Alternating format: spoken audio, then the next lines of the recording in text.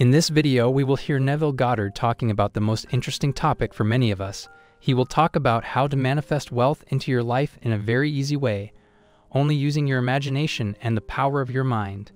Throughout his lectures, Neville Goddard focused on manifesting money and the things you can do with it. Many of his personal stories and those of those who follow his teachings describe how things materialize miraculously. There is a success story for everything from free trips to jobs to cash. Neville Goddard's teachings can be summarized as follows. 1. You are a divine being with unlimited power, but you do not know it because your thoughts have been limited by your environment. 2. You create your own reality through mental images or thoughts. 3. Your thoughts are creative energy that can be harnessed to bring about physical changes. And Neville said, ask yourself how you would feel and what you would be doing if your business venture were a great success. Become identified with that character and feeling, and you will be amazed at how quickly you will realize your dream. The only sacrifice you are called upon to make is to give up your present concept of self and appropriate the desire you want to express. Now it is another important concept that you have to be clear about, because it will help you manifest your desires and you will be able to solve problems while manifesting your desires. Now you see, you've got to assume that your desire has been fulfilled and suppose your mind also believes it. But still, you haven't manifested your desire in reality, so how will your desire be manifested in reality in physical form? Now let's make it clear. When you successfully make your mind believe that you have manifested your desire, then it means your desire has been created in your imagination. Each thing in the world is created in two phases.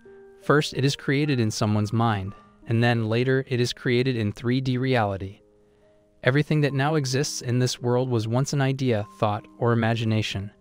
So when your mind begins to believe that you have manifested your desire, it means you have successfully exited the first phase and entered the second. This concept can be understood by several explanations. Now let's hear Neville in his own words, but before moving on, please remember to subscribe to our channel if you enjoy our daily uploads. Make sure to listen carefully. See you in the next video. Ask no one's permission. You don't need any man's permission. You don't need your own decision. What do I want? Now, what would it be like if it were true? What would I feel like were it true? Now, catch the mood and try to give that mood all the sensory vividness of reality, all the tones of reality, and then sleep in it, just as though it were true. And then await the inevitable. The inevitable is you're going to resurrect it and objectify it on the screen of space, and then the world will call it real. And they may not believe you. It doesn't really matter. If you tell them it came to pass because you simply imagined it.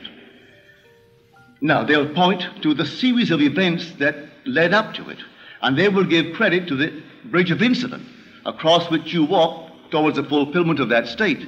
And they'll point out some physical thing that was the cause. No, the cause is invisible, or the cause is God, and God is invisible to mortal eye.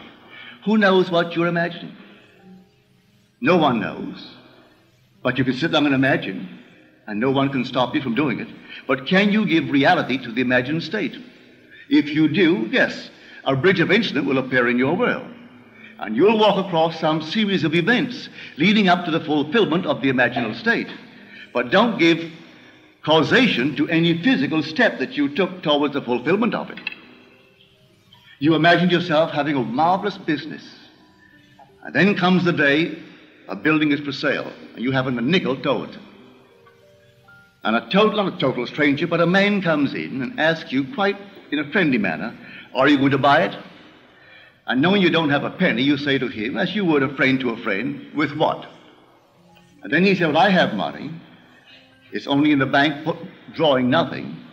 You say, but I have no collateral. Well, he said, I've watched you. You're an honest person. Your family, they're honest. I think they are. Would you like me to buy it for you? I'll get my lawyer to bid for it.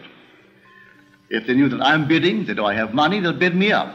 And so I get it at the very lowest price by getting a lawyer who represents more than one client, and they do not know who he represents, and he'll bid for it. Are you willing to take it regardless of the price? And you say, yes. I'll take it. But I have no collateral. All I need is your signature, that you will simply pay 6% on whatever the price is, and then reduce that principal over a period of 10 years. Agreed? Yes.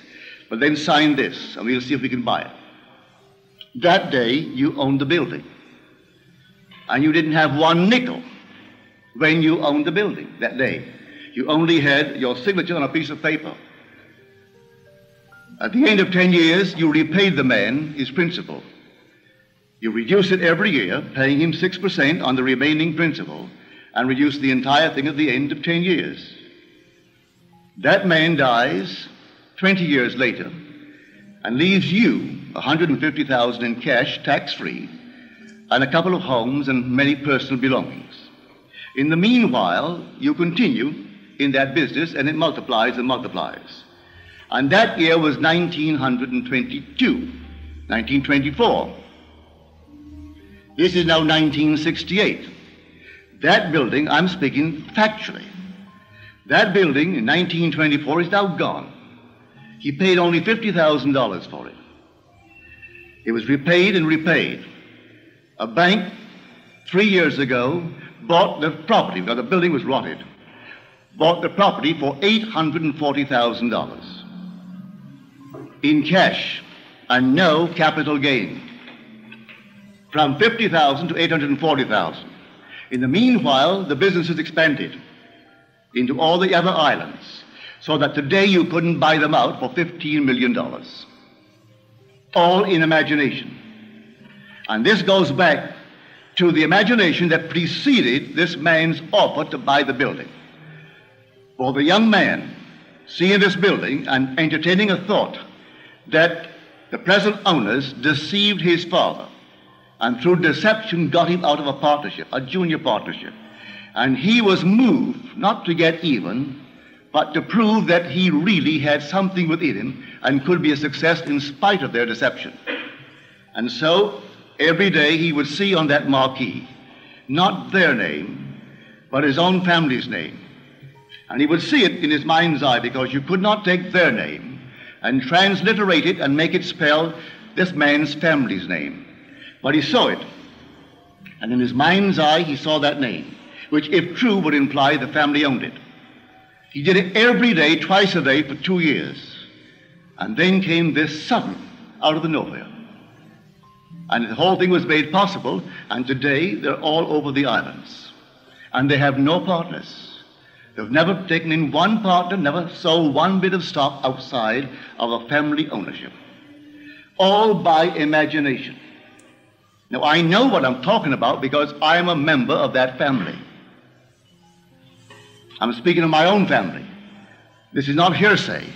I know it. My second brother, Victor, was the one in whose imagination this whole thing began to bloom. And he still works all by imagination.